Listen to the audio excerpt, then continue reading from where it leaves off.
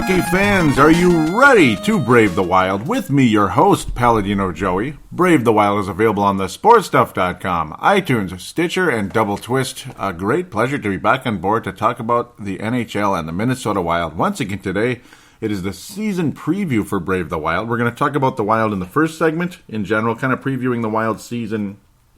Talk a bit more about the changes and all that. Obviously, we kind of covered that during the course of the off-season.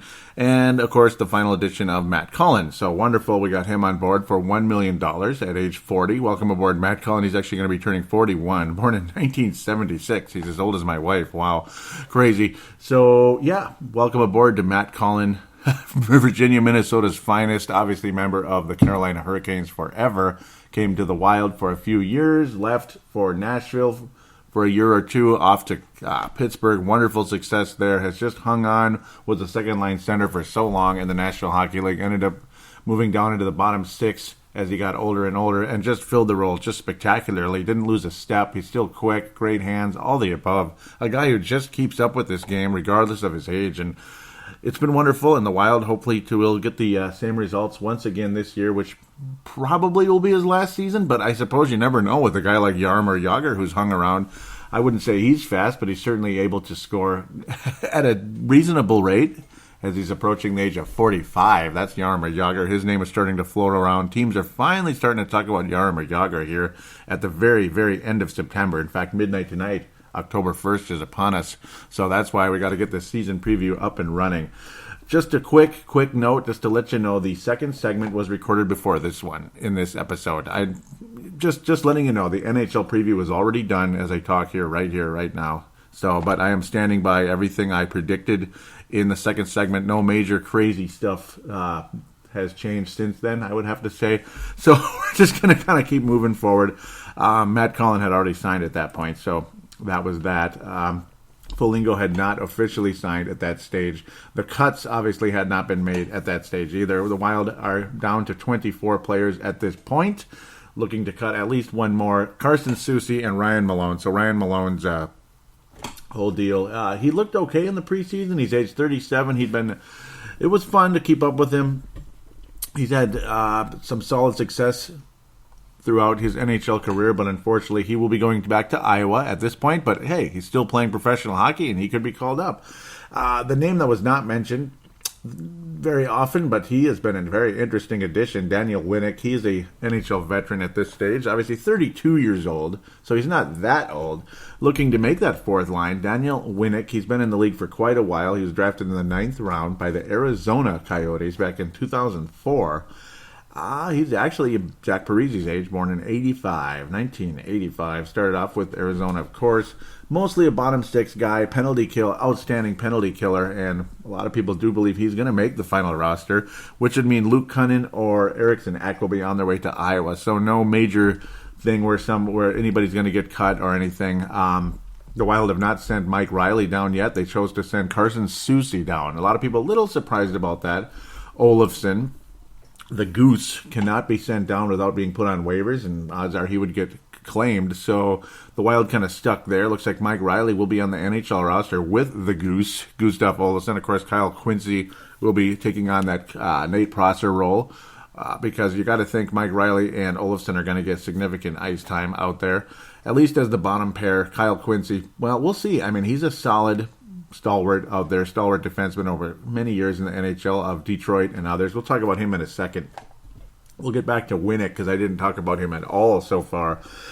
He had a career high in the 13-14 copyright Dan Cole years during his stint with, that's right, Bruce Boudreau and the Anaheim Ducks. Yeah, seems to be a trend. A lot of guys tend to have career seasons with Bruce Boudreau in charge.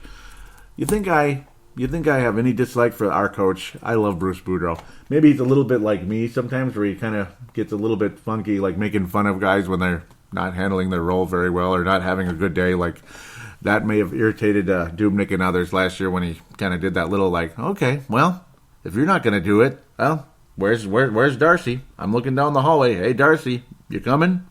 It's kind of like that. Kind of sarcastic approach by Coach Bruce Boudreau in that last season.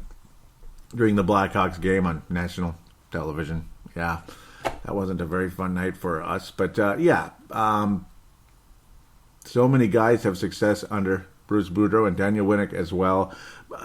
Nothing prolific. I think he's like a better version of Chris Stewart, really. I mean, I think he's smarter.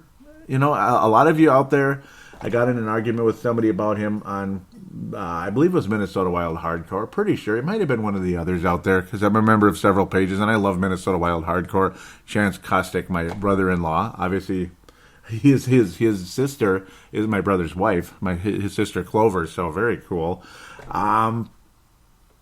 So it's yeah. I mean, some people they really like they swear by Chris Stewart. I don't know. I mean, Daniel Winnick, he's a little bit older. Chris Stewart's had prolific scoring in his past, but that was like his second year in the NHL, and he hasn't done it since.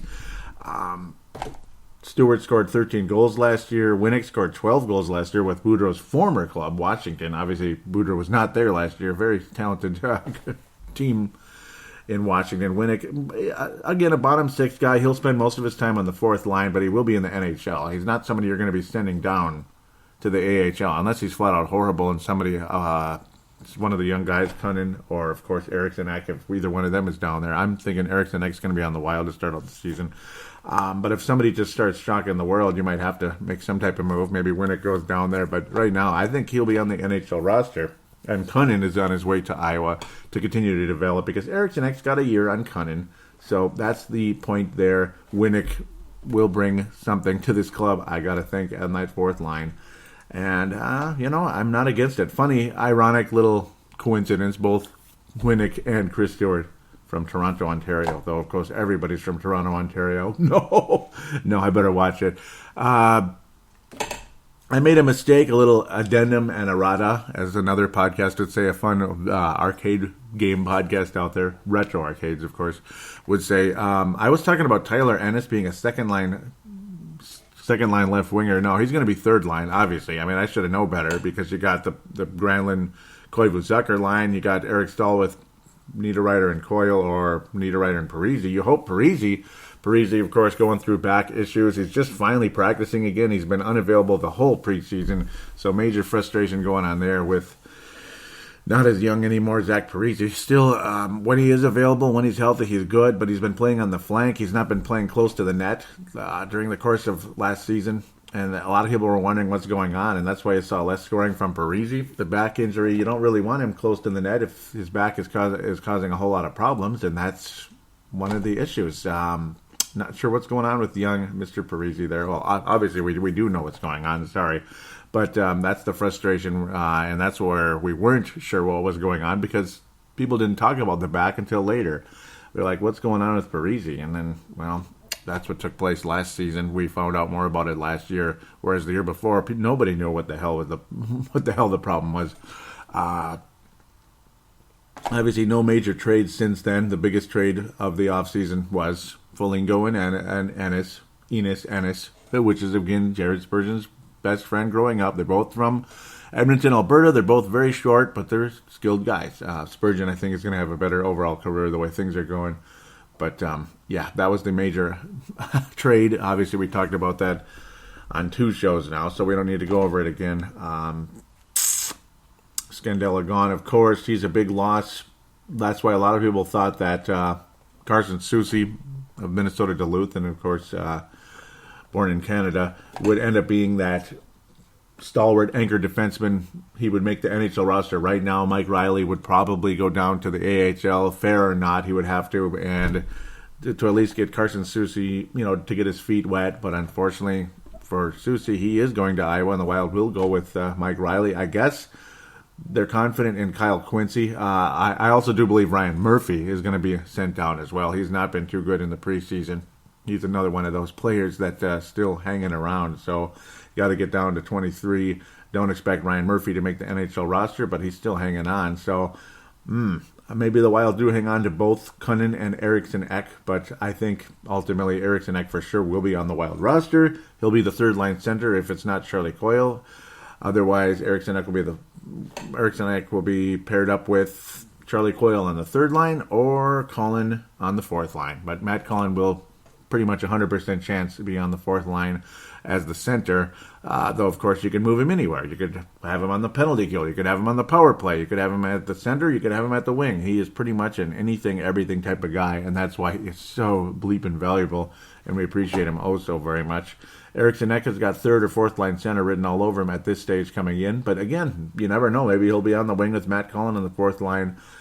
But did I call him Joel? It's Yul Eriksson Ek. So that's where things head there. Tyler Ennis will be on the third line, more than likely, with Yul Eriksson Ek, and and Charlie Coyle at this particular stage, depending on how things go with Parise's injury. That's another reason. If Parise's out, Luke Kunin will be on the NHL roster, more than likely, because Luke Kunin is the closest thing to a Parise and might as well continue to get his feet wet in the NHL after a short stint in the AHL last season.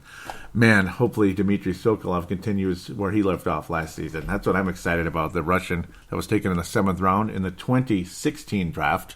Kaprizov, of course, 2015. We're still hoping and praying that he'll be in the NHL at some point sooner than later. All kinds of talk about the 3-year contract extension, or is he really stuck there, or can he get out of it? This and that. That's still up in the air. No one really knows what's going on with that. So we're just gonna have to wait and see. It's just one of those things we're gonna have to let play out. The other major thing that took place just this last week was Ryan Svedberg sent down to Iowa, and Alex Stalock has won the backup goalie position. Steve Michalek, I've been calling him McCulloch, but it's Steve Michalek also, who was sent to Iowa pretty quickly, but fantastic outings when he was out there in the preseason. Just really impressed with Steve Michalek. The Wild, as much as we believe the cupboards are dry at goalie, they're really not. Steve Michalek was taken in the late rounds a few years back. It's been a little while now, but he's coming around. He's getting better and better. Of course, Darcy Kemper off to the Kings. Good riddance at this stage. Alex Stalock, a lot of people do believe, will fill the backup role great this season. And, he's had some experience. Obviously, he knows his role. He's got a good attitude. People love him in the locker room. We could go on and on about that, but it's true. That's the best part. And Stalock just turned 30, so he's actually a year younger than Dubnyk, so it's not like he's really old or really young or whatever. So he's ready to go. He's got the experience and all that. He's not damaged goods. That's the other good thing with Nicholas Backstrom in the past. Damaged goods, whether he was a backup or a starter, it got horrible at the end where he couldn't even move anymore. If you can't move, you're not a real good goalie anymore, and that's what happened to old Nicky Backstrom. We appreciate the contributions he brought to this team over a very long period of time. I continue to bounce around here, but yeah, we're talking about goalies. Kaapo Kähkönen is doing awesome. Kaapo Kähkönen, a big shout out to young Mr. Pavel Bunyat over there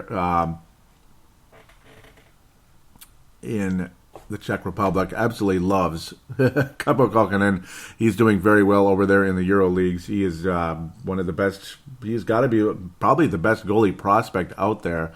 Would be nice to see him sign with the Minnesota Wild at some point at the end of the year, and not necessarily be on the NHL roster, but come to the United States, go from there, see him in the AHL. Hopefully he jumps right in and does a great job there at some point, maybe the end of this season or at some point starting out next season. We'll see, but Kaapo Kähkönen continues his ascension out there, and that's a really good sign.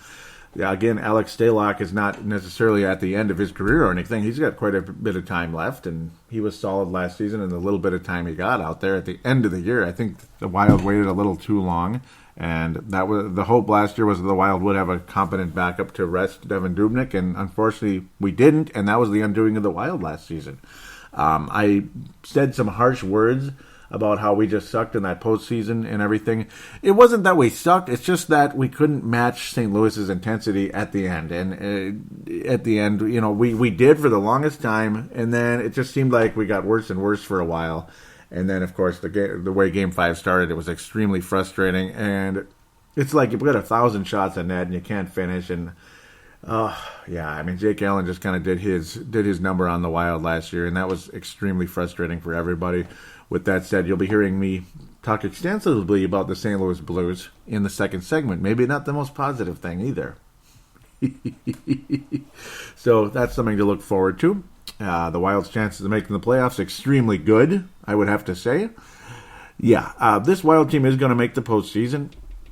Another year under Bruce Boudreau. Why shouldn't they? Again, the veteran addition of Matt Cullen. Hopefully, Marcus Foligno can continue to develop in a positive way. Hopefully, Tyler Ennis can stay healthy. Daniel Winnick brings a valuable penalty kill to the Wild. Again, Jason Zucker, Nito Niederreiter. You can go on with those guys. Charlie Coyle, Mikael Granlund. Those are obviously that's the first wave of guys that are still here. Jonas Brodin, Among, and Dumba. Those guys also a part of that first wave, you could say. That came in a few years back, about 2013, 2014, where people were hoping one of them would be a star. None of them has become that, but they've all become solid players. Will any of them ever score 30 goals? It would be real nice. If it's going to be anybody, it probably would be Coyle, but his inconsistency is what's kept him from doing that. Mikael Granlund, I think, will lead the team in scoring overall during the regular season. I do see a continued improvement from Mikael Granlund. It's a perfect match, him and Bruce Boudreau. It's a perfect match also with Koivu and Zucker. Luckily, Zucker is not going home to Las Vegas, so at least not yet. Maybe one day he will later in his career, and that's his business if he does at this point. Will Dumba continue to improve? I hope so. I'm not sure. I'm skeptical. Obviously, he's very skilled. He's got a great shot.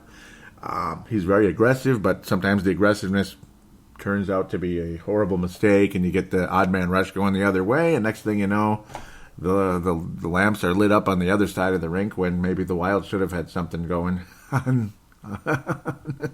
in the opposition zone. That would have been nice, but unfortunately things go as they do at times with Matt Dumba's inconsistency, maybe Dumba type plays. Okay, pardon the lame pun there, but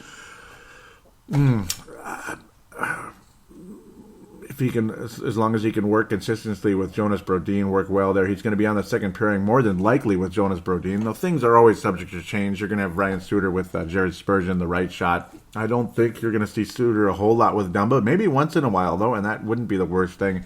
And then either the Gustav Olofsson with Kyle Quincy, or Mike Riley with Kyle Quincy. It's going to kind of be a back and forth between those two.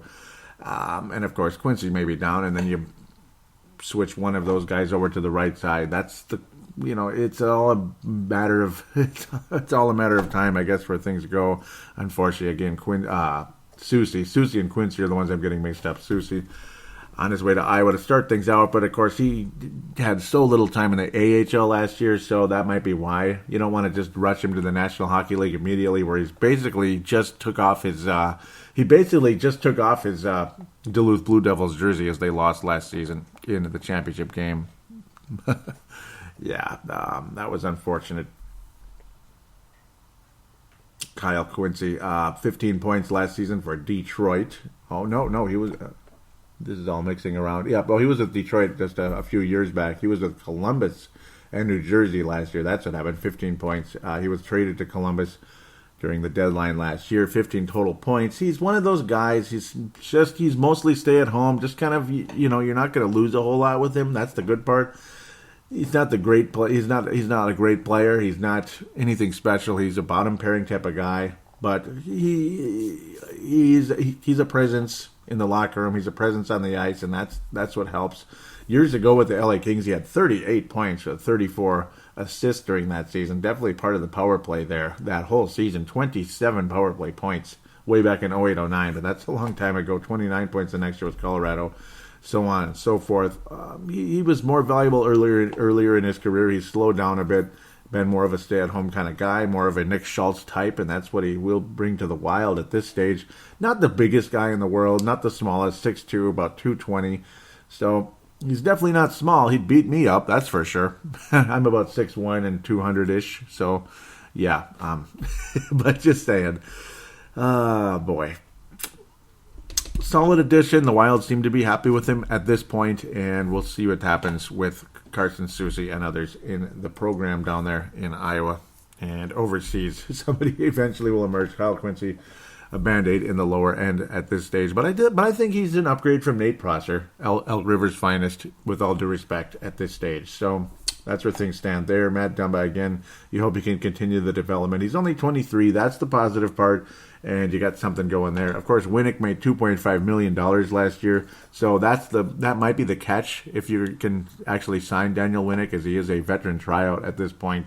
If he's not up for a reasonable contract, like $1 million or something, he's probably going to get sent to Iowa or sent packing. And that's where things are with Daniel Winnick. That's the one thing, again, is the salary. If he's willing to take a small amount, then okay, he'll be on the fourth line. If not, things will have to change, and he might get signed with another club. As a lot of these veterans have been kind of hanging around, but eventually they're going to get signed by somebody. It's most of them, and Daniel Winnick may take that gamble coming into things going into this regular season. Zach Parise's health, okay, that's something we could talk about forever, and I think we already did. You get the idea there. Eric Stahl, can he continue where he left off last season, just like I said about Granlund? What an awesome renaissance for Eric Stahl, and wouldn't that be great if Zach Parise can bring something like that this year? I mean, that would be like a miracle, wouldn't it? If Zach Parise, but the thing is, it shouldn't be a miracle, and you're hoping it isn't, because the guy's making, $9 million a year, so you're going to want you're going to want more production out of that guy. Obviously, Zach Parise, and he's been so productive in his career, and he works his ass off. So it's not like I'm thinking it's like bilateral leg weakness with Joe Mauer in 2011. Nobody knows what the hell it is. And again, look at Mauer now. He's had a wonderful renaissance for the playoff-bound Minnesota Twins. We'll see what happens at that. But that's what we're hoping for from Zach Parise. And then when you hear the back issues and such, they say it's different. That's the good thing. They say it's different than what was ailing him the last year and a half or so. So hopefully it is. And yeah, we'll just sit and wait on that one. Just like the Vikings with Sam Bradford. It's not ACL related, but it kind of is because, yeah, I don't know. This isn't Purple Mafia, but do check that out when you can. Purple Mafia, Minnesota Vikings podcast. Yours truly is the host of that show as well, for those of you that might be new to this one and don't know about that yet. Where was I? Suter, there's not really a whole lot to say other than just keep up the good work for the most part. I mean, you hope his minutes get brought down a tiny bit, but it seems like every time you think Suter's minutes are going to get brought down a little bit, they go right back up again, and then it's just like, whatever, oh, brother. But at least you didn't hear about he was gassed every frickin' game. That's what gets frustrating. If he's gassed, then what's he doing out there? Like, for crying out loud. Does that make any sense? Does it make any sense driving a car without gas? I mean, that's kind of what the Wild did there, under Mike Yeo there, so that was kind of a little flaw in the coaching there, Got to put your foot down and tell Parise to sit his ass on the bench for a couple of minutes there.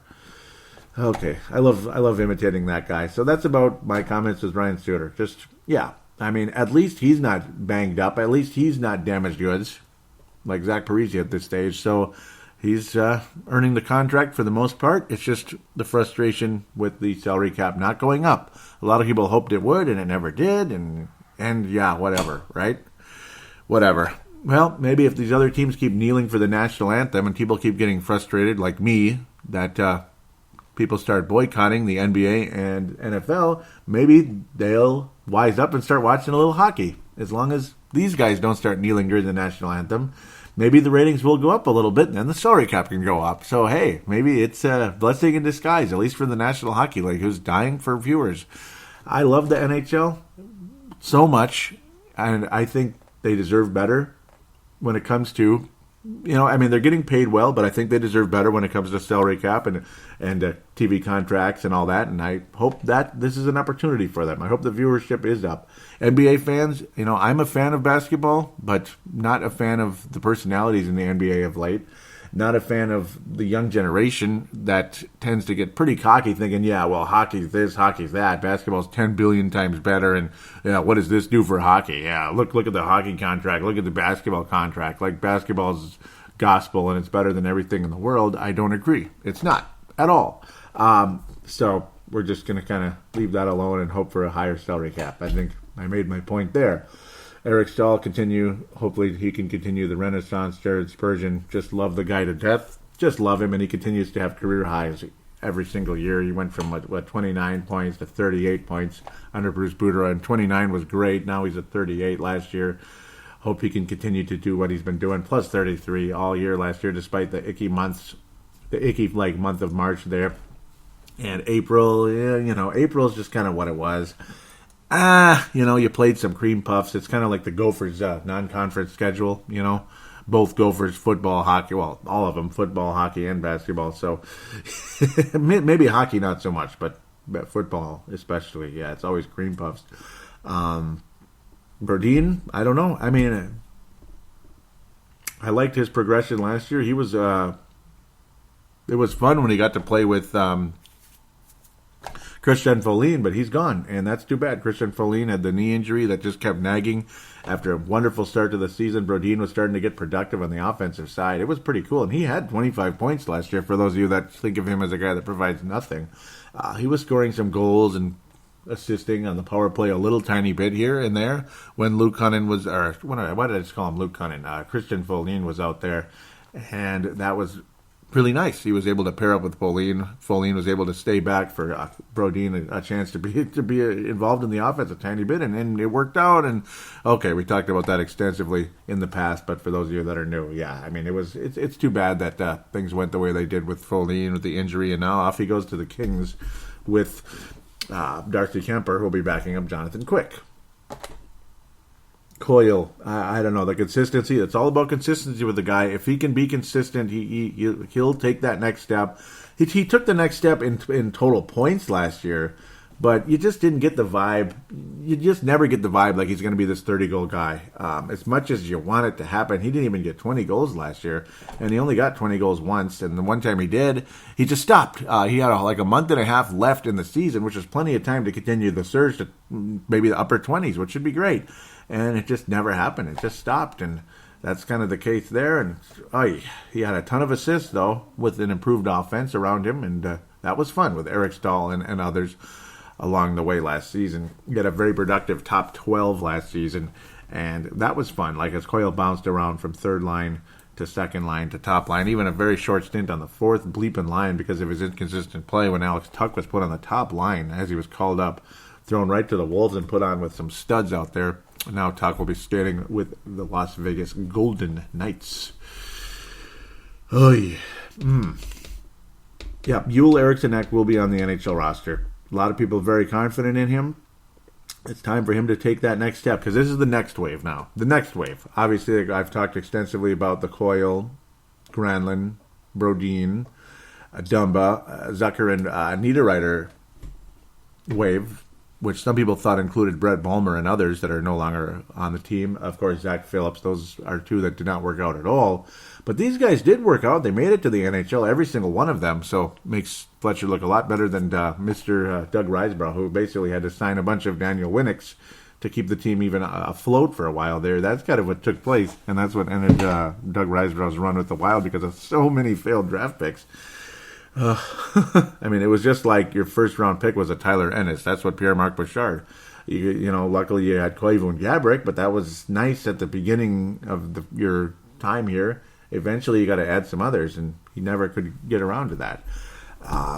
So now it's the next wave coming in. Eriksson Ek, Joel Eriksson Ek, Luke Cunnin, Mr. Greenway, Jordan Greenway, Boston University, probably his final season there, most likely. Carson Soucy, hopefully, lower end when it comes to being something, but we'll see. And of course, Kirill Kaprizov, we could go on with that one, and others.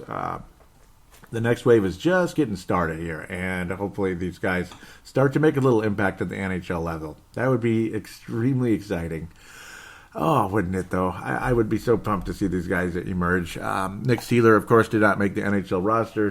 But he improved so greatly in Iowa, and that's what you hear over and over and over again from those working with the Iowa Wild is how much Nick Seeler improved last year, and that's the exciting part.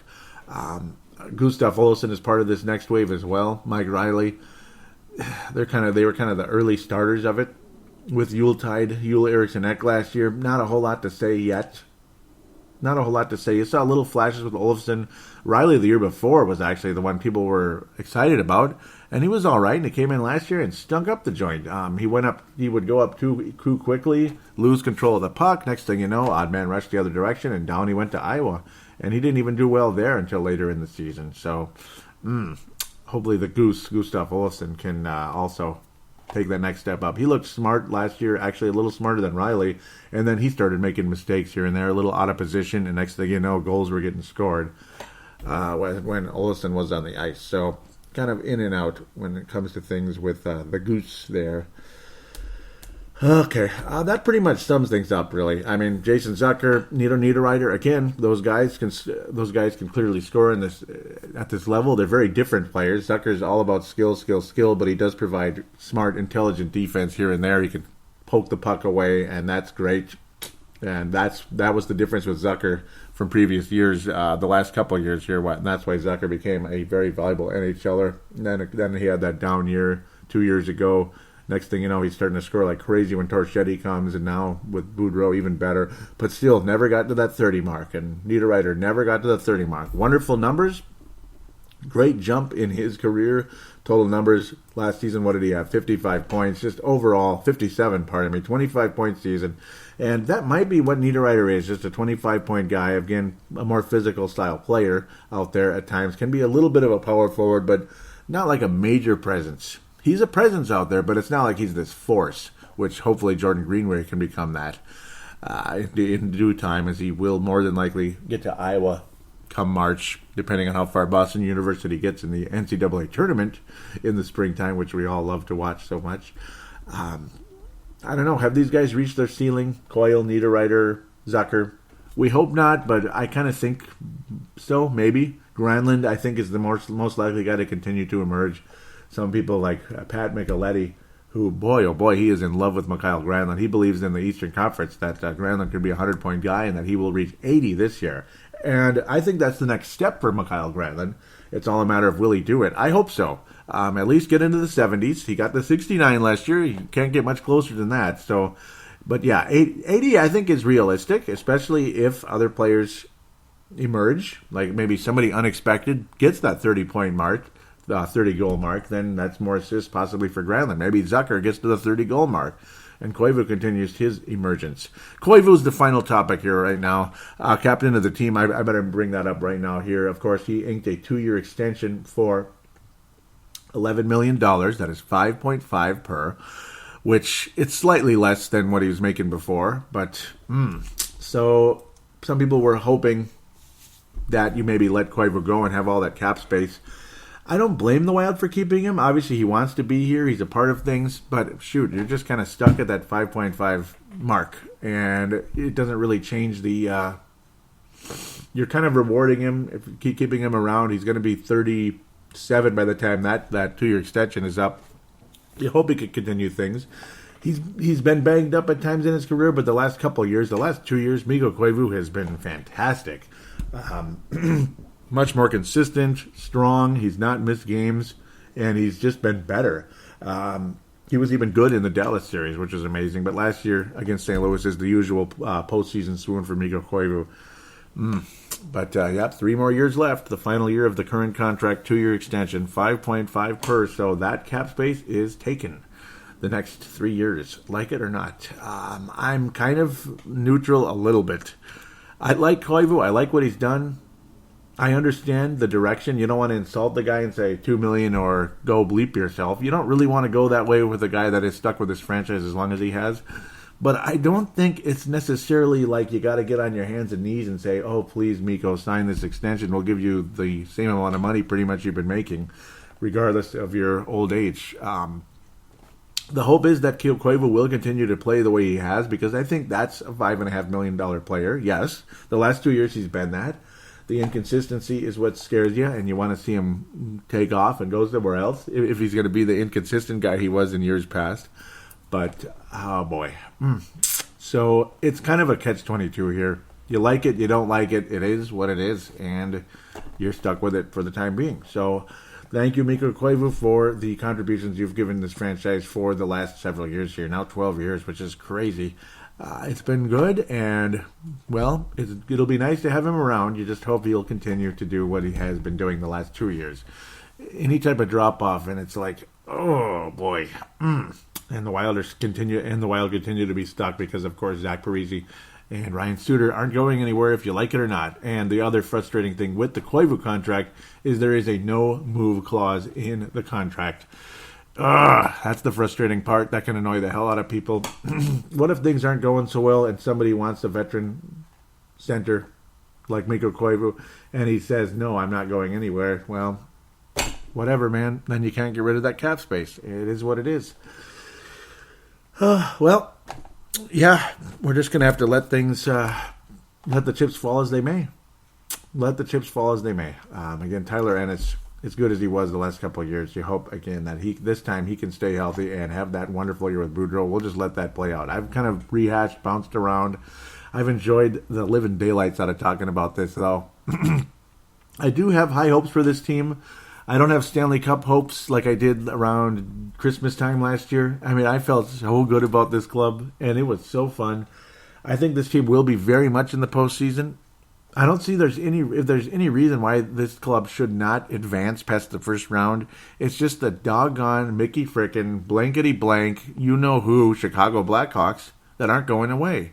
They brought Evil Otto back, like I talked about in the last episode. They brought some of the old gang back. They brought Patrick Sharp back.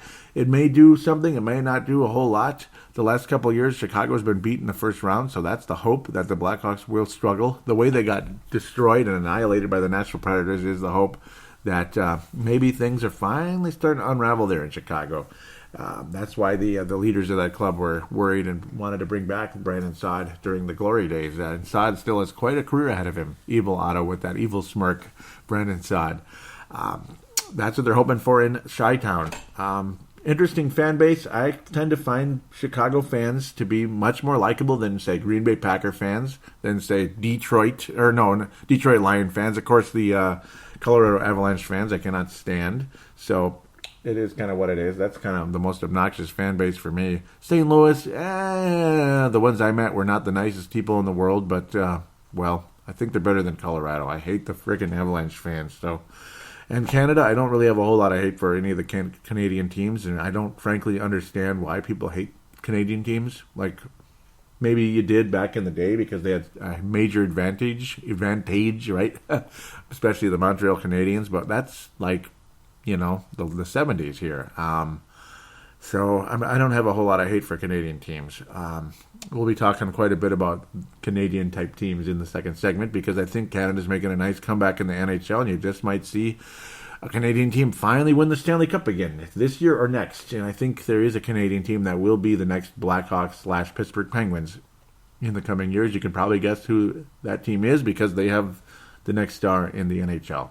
So there's your segue on to segment number 2. I think the Wild, let's say, I'm going to leave that into the next segment. Mostly, though, I see the Wild finishing they're going to be in the division lead again, and I do think they will advance past the first round. They're not going to be in the wild card, and if they are, this is a failed season for me. Failed. If they're in the wild card area, that is a huge disappointment. They need to be in the top 3 in the Central Division. They absolutely should be.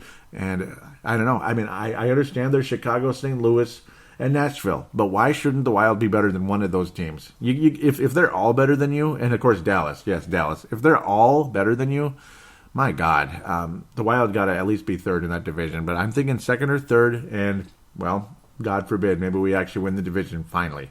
So with hopefully that'll be the case. With that, we will send you into the season preview right after this.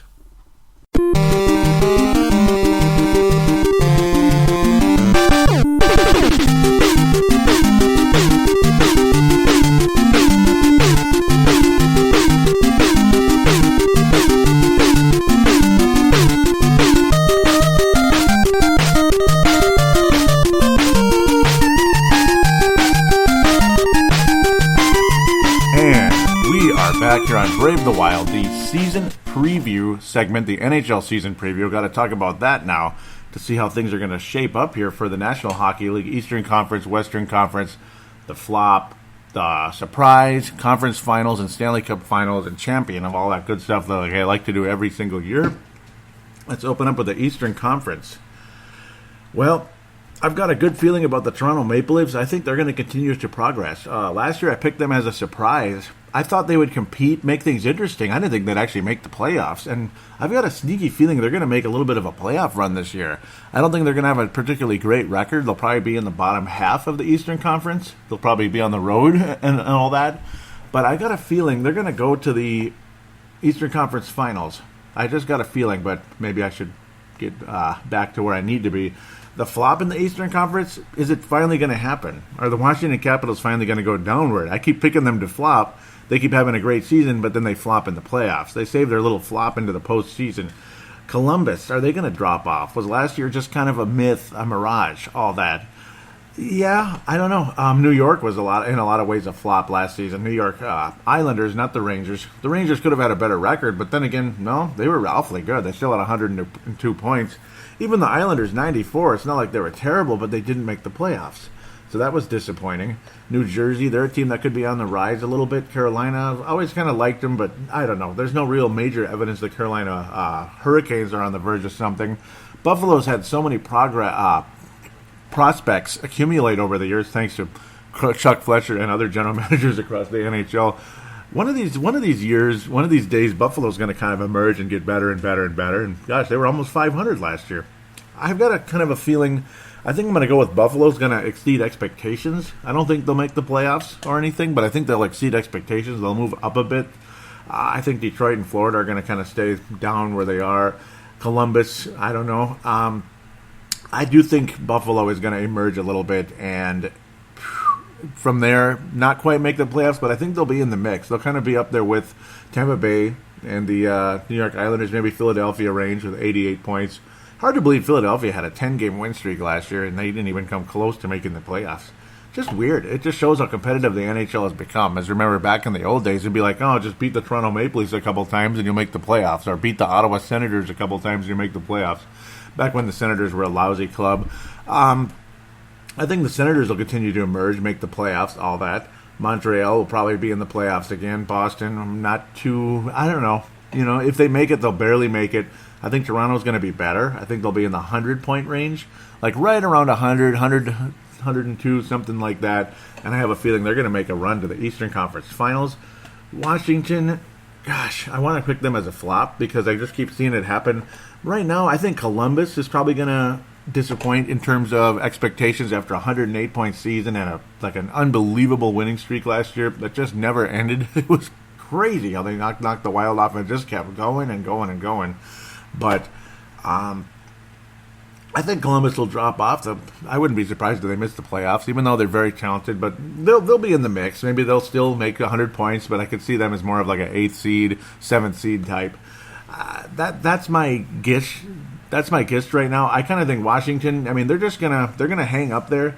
They have too many scorers and they have such a great goaltender and they're good. They're just an overall good team. It's just when playoff time rolls around, when the Stanley Cup playoffs start, they tend to just drop off. Maybe they'll get past the first round, and then once they touch Pittsburgh at some point, they're going to lose, and they always lose to the Pittsburgh Penguins. So the Penguins are basically the Chicago Blackhawks of the Eastern Conference, which makes me not like them any more than the Chicago Blackhawks, quite frankly.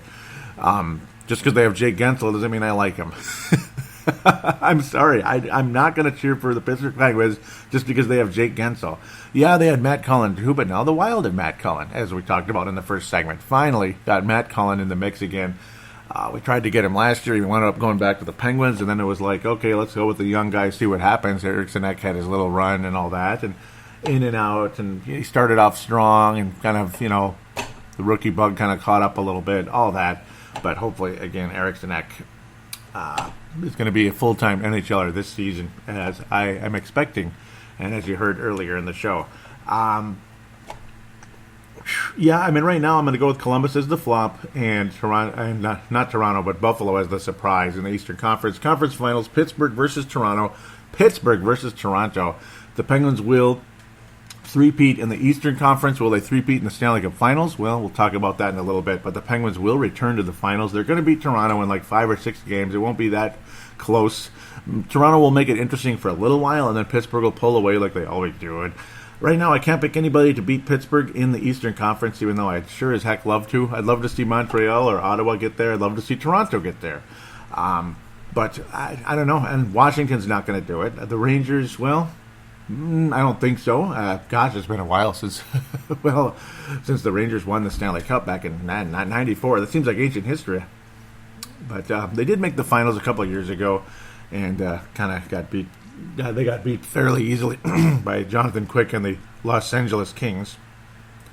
Darcy Kemper's new club. You gotta love that. How Darcy Kemper, the backup goalie behind Jonathan Quick. It always turns out that way, where it's a team that this guy happened to play well against. He winds up going there because they're impressed. So Western Conference, man, how are things going to go?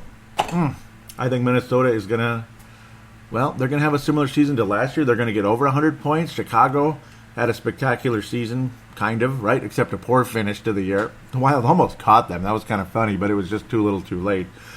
We played a very softy schedule in the last week of the season and took advantage of it and got 106 points after a terrible month of March. Nashville, I don't know.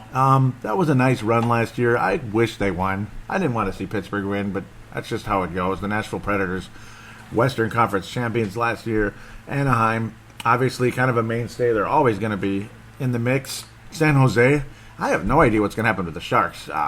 Man, I have no idea. My buddy over there met on Twitter. We did a show. That was so much fun on the Puckologist podcast over there in San Jose. Love that show. Calgary Flames, I think they're going to be in the mix. They're going to keep improving. Kings, no, I don't know. They should be in the playoff mix. They should be in the hunt. It might be between San Jose and Los Angeles, I think, over there in that Pacific Division. One of those two is going to make it. There's another club I see improving dramatically, though, and they will be in the playoff hunt. Will they go beyond that? I'm not sure. I think Arizona is going to be the surprise in the Western Conference. That might sound crazy to some people, but Arizona is going to emerge in a strong way. I mean, Antti Raanta, nice addition. They had some other additions along the way. I would like to see Arizona at least be competitive. They'll be in the 90-some point range. They'll be in the mix, upper 80s, low 90s, and maybe they'll get even better. I don't know. Vancouver's going to stay where they are, way at the bottom. Colorado, well, we'll see what happens. I don't think Colorado's going to get a whole lot better, but they continue to get high draft picks, at least for their sake. That's helping them out. Dallas is going to be back in the mix again. They got Ben Bishop at goalie. Ouch. Watch out for the Dallas Stars. They're going to be better. They're going to get some more consistent goaltending as long as Bishop is as advertised, and he should be. I think St. Louis is going to drop off. What a shocker, right? Yeah, St. Louis is going to drop off. Mike Yeo, I don't know. I don't think he's going to last that long in St. Louis. I think last year was a nice little, surge, like he tends to do. Maybe his little surges will keep him around there in St. Louis for another 2-3 years, and eventually the shelf life will expire on Coach Mike Yeo of the St. Louis Blues. I don't know. Jake Allen, that was a miracle little run there against the Wild, and it just figures. It's always like that. And back in the season wrap up, I was talking about how the whole thing just sucked. And you know what? It's not like the Wild sucked. It's just bad luck, really bad luck. And you run into the wrong goalie, wrong time, and all that. St. Louis was not the better team, but Jake Allen ended up being the MVP of that series, and there's not a whole lot you can do about it. The Wild did underachieve a little bit in that series as it progressed. The first game, they were just phenomenal. The second game, they were just about as good. And then once it got to 3, 4, 5, you saw some lapses. Game 3 was very disappointing. Game 5 was also very disappointing until the massive surge at the end, which was all for naught, just like the year before against the Dallas Stars. You make the spectacular comeback, and it falls short. And it's just, God. But that's why you don't fall behind by 3 or 4 goals. That's what's frustrating. Dallas, St. Louis, back-to-back years here. I think the Stars will be back in the postseason. I think St. Louis, they're either going to be the 8th seed or out of the playoffs. I can see them dropping off this year, though, significantly. San Jose, same thing. They both had 99 points last year. I think both of them, at least one or both of them, will miss the playoffs, and I think the Stars and Kings will be in the playoffs next year, more than likely. Winnipeg, I don't know. I don't know what Winnipeg's going to do. They're always lurking. They're always dangerous. Luckily, the Wild tend to play fairly well against them. Just on the road, sometimes it doesn't go so well, and that can be frustrating. There's a team in this conference I can see, and I think a lot of you will agree with it, that they're the next team in the Western Conference. And it's not the Anaheim Ducks. It's not the Chicago Blackhawks. It's the Edmonton Oilers. And they're going to get to the Western Conference Finals at a bare minimum this coming season. This is the year the Edmonton Oilers at least get to the Western Conference Finals. Chicago Blackhawks added some of their guys from the glory days. You got Patrick Sharp back. You got Brandon Saad, old Evil Otto, back in the mix again. Chicago will be a home ice advantage type of team in the playoffs. Maybe not throughout the playoffs like last year, but that didn't do them a whole lot of good anyway. They got swept in the first round by Nashville. Wow. My head is just still reeling thinking about that. It's too bad the Wild couldn't play Calgary in the first round instead of St. Louis. Like if you had a 1 versus 8 rather than like division BS. I don't like this division playoff thing. It's cool. It's cool the first couple of years. Like, yeah, we get to play Chicago again and St. Louis again. And then it's like, okay, but this is bullcrap. Why are we we're not getting rewarded for a great season. You should be able to play one of the softy teams in the first round to get further. And then hopefully build up from that. Just like going down to the minor leagues, cracking a couple home runs, come up and wow, your swing is improved. And that's kind of like my thought process. I mean, you should be rewarded for having the second best record in the Eastern Conference. Play Calgary, maybe Nashville or something. I don't know. But it was all for naught at the end of the day. I wish the Wild would have played San Jose. Maybe the Wild would have won that series. But I don't know. Woulda, coulda, shoulda, right? You're probably all rolling your eyes listening to me at this point when I talk about that. So woulda, coulda, shoulda. Edmonton will get to the Western Conference Finals. The opponent will be either Minnesota or Chicago. And I don't know. In good faith, I have a feeling the Wild are going to get further this season. I think they're going to break through. I mean, it's all been a matter of time. I don't think adding a couple of guys from their glory years is going to put the Blackhawks over the edge. I think here it comes, and they're not going to be the flop or anything, but I don't think they're going to keep this run going. That they're going to win 4 or 5 Stanley Cups since 2010. I think the Stanley Cup run is over, at least for now, for the Chicago Blackhawks. I can see Minnesota and Edmonton in the conference finals. How crazy is that? Rematch of the 91 Western Conference Finals, or Campbell Conference Finals at the time, because things were quite different back then. I mean, Toronto wouldn't have been in the Western Conference back in those if it existed. It was the Campbell Conference. And the North Stars won the Campbell Conference that year, and it was wonderful. But I do think that Edmonton is going to go to the Stanley Cup Finals. I just have a feeling. I like the way the Wild play against the Oilers, but Connor McDavid and the Oilers, I can see them going on a run this year that's going to make memories. I'd love to see the Wild beat Edmonton, and if they do, hey, more power to them. It's the happiest day of our life, especially if the Wild actually hoist the cup against the Penguins in 91. Just imagine, rematch of the 91 Campbell Conference Final, even though it's not the North Stars, but it's Minnesota again, Minnesota-Edmonton, and then go against the Pittsburgh Penguins again in the final. But I think it's going to be Edmonton and Pittsburgh in the Stanley Cup Finals, and you're going to see similar situations to the early 80s when the Islanders and the Oilers went at each other in the finals. The first time around, the Islanders won, and they beat the Oilers, and then the Oilers came back the next year when the Isles were going for their 5th consecutive Stanley Cup, and Gretzky and co. crushed the New York Islanders in that series, and they started a run where they won 4 Stanley Cups in a span of 5 years. Spectacular. And then, of course, the trade, and the infamous trade with the LA Kings that changed the face of hockey for the rest of time. That was really disappointing and sad how things took place with the Kings and Oilers there, and Gretzky going to Los Angeles. A true travesty indeed. Hope history doesn't repeat itself one day with Connor McDavid going to the glitzy city or something like that. I would hate to see that. Would love to see the Vegas Golden Knights emerge and be good too, but I don't think it's going to happen at this stage. One of these days we'll see the Knights in the postseason, but who knows how the progress of their franchise is going to go the next couple of years. It's all just wait and see with that. Obviously, it takes years. Sometimes you start early, but then again, that sometimes can stunt your long-term growth, because then you don't build a whole big, gigantic farm system. And the Wild have kind of struggled with that pretty much since the beginning of their franchise, just being able to build a nice, strong farm system.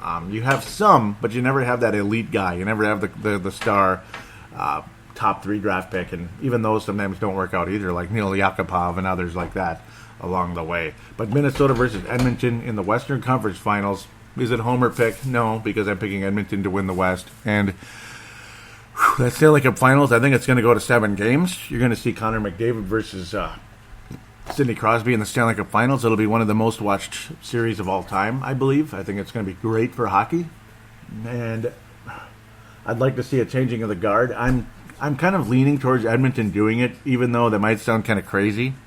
But Crosby, when Crosby beat the Detroit Red Wings, that was a changing of the guard. Like how the Red Wings beat the Penguins the year before, and then the Penguins came back to play against Detroit again and beat Detroit in the Stanley Cup Finals. The only reason, really, actually, right now, though, that I wouldn't pick the Penguins is because I just don't see them winning 3 straight cups. Because nobody's done it since the Montreal Canadiens in the late 70s. I mean, way back when I was born, in 79. That was when the Montreal Canadiens were winning, 3 consecutive Stanley Cups. It just doesn't happen very often. And, of course, New York Islanders, what am I saying? They won 4 straight, 80 to 84 there. 80 to 83, actually, and then Edmonton took over in 84. It's like maybe I will pick Pittsburgh, and then Edmonton will win it next year. It'll be something like that. I think either Edmonton's going to win it this year, and that's a changing of the guard, and they're the new Chicago. They're the new dynasty. They're the new great team in the NHL. The new Pittsburgh or Chicago. Maybe not dynasty, but like kind of dynasty, like Pittsburgh and Chicago are. Maybe you'll get Pittsburgh and Chicago in the finals, and then you'll get the two Goliaths clashing, and then one of them will win their 4th cup, and that'll be the end of that. Or, again, Edmonton and Pittsburgh, and will it be a changing of the guard? Will it be a nice try, but go home, son, and see you next year type of thing? I'm going back and forth in this one. I mean, right now, I guess if you have to say gun to the head, I guess Pittsburgh wins, and they'd be the first team to win 3 in a row since the Isles in the early 80s. I guess Pittsburgh wins, but then Edmonton will be back, and they will win the Stanley Cup multiple times afterward, because I strongly feel they are the next Pittsburgh or Chicago in the in the NHL. They're probably closer to Pittsburgh at this stage because they're even more stacked, possibly. Yeah, I mean, they're the next Pittsburgh because they have like the potential MVP of hockey for the next 10 plus years. So, in Connor McDavid, the face of the NHL. As good as Chicago is, they don't have the face of the NHL. They just have faces of the NHL. That type of thing. They're way up there, but not the number one guy like Sidney Crosby has been the last 10 plus years here. So there it is. I guess Pittsburgh over Edmonton in 7, but Edmonton next year will win the Cup over Pittsburgh, in my opinion, unless the Wild have something to say about it, and I hope they do. But unfortunately, at this stage, I can't say that. So, yeah. Let's check up a little bit, see about it on Facebook here. To get to Facebook, the Facebook page anyway, it is facebook.com/Brave the Wild. Facebook.com/Brave the Wild. There's also MNW players, pardon me. It is facebook.com/MNW players. I'm an admin on that page. Pavel, Bonnet, and Marek Skyba run that page out of Czechoslovakia, the Czech Republic there. Really appreciate what you guys bring